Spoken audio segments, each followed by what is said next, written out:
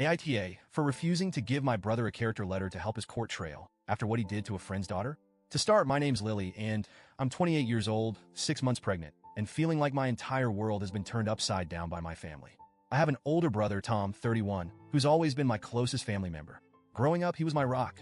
We were a tight-knit family, and Tom, though he has autism, was this sweet and protective older brother who always had my back. Until now, that is, what I'm about to say makes my skin crawl, and I can hardly believe I'm talking about the same person.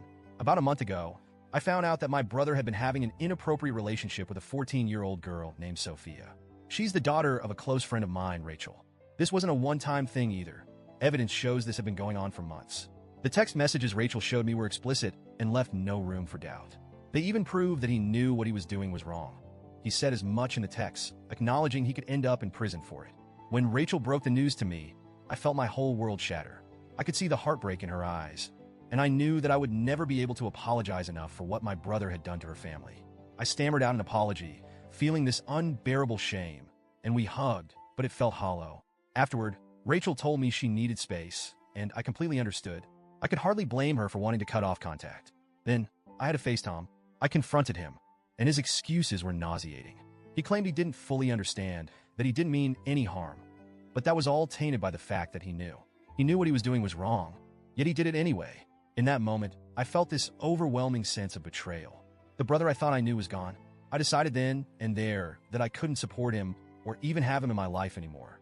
My parents, though, refused to see things the way I did. They stuck by Tom, insisting that his autism was to blame, that he didn't understand.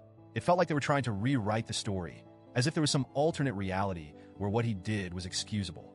They had seen the same text messages, but they were clinging to any shred of innocence they could, as if holding on to their version of Tom was more important than facing the truth.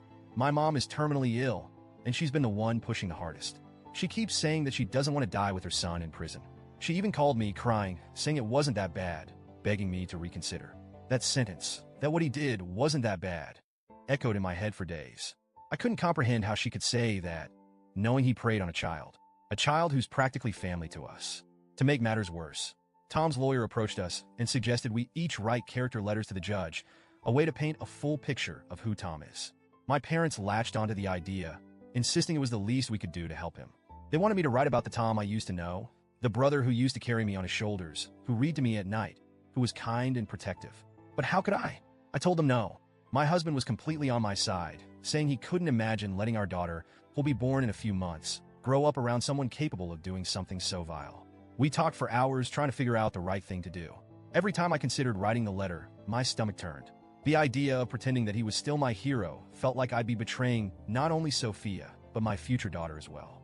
My parents, though, didn't stop. They begged, they pleaded, and they reminded me of my mom's illness, saying that I'd regret this decision one day. But how could I prioritize my brother's future over the safety and well-being of others? How could I help him avoid accountability? After a few weeks of their relentless pressure, I finally made the call. I told my parents I wouldn't be a part of this. I wouldn't write a letter, I wouldn't visit Tom, and I wouldn't let him be a part of my life or my child's life. My parents were devastated, especially my mom. She accused me of abandoning the family, and in a way, I guess I am. But here's the thing. I refuse to enable my brother. I refuse to pretend he's some innocent, misunderstood person when he's hurt a child, especially a child I know and love. And I refuse to stand by while my parents try to brush this under the rug. I've since cut off my parents entirely. I want my child to grow up in a family that stands up for what's right, not one that makes excuses for something so inexcusable. It's hard. There's no other way to say it. It's gut-wrenching. I always wanted my child to have 2 sets of grandparents, but I realized that my husband's parents will be enough. We'll create our own family, one that isn't tainted by denial and excuses.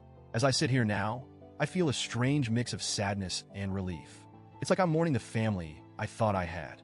I miss the closeness we shared, but I can't overlook what's happened. My only hope is that Rachel and Sophia can find peace somehow, though I know my family's betrayal must sting deeply for them. My husband has been a rock, reminding me that we're building a future based on integrity and safety for our child. I know deep down I did the right thing, even if it feels lonely right now. It hurts, but I refuse to let my child be exposed to people who would justify or excuse such behavior. I'm not sure where I'll go from here, or if my family will ever forgive me.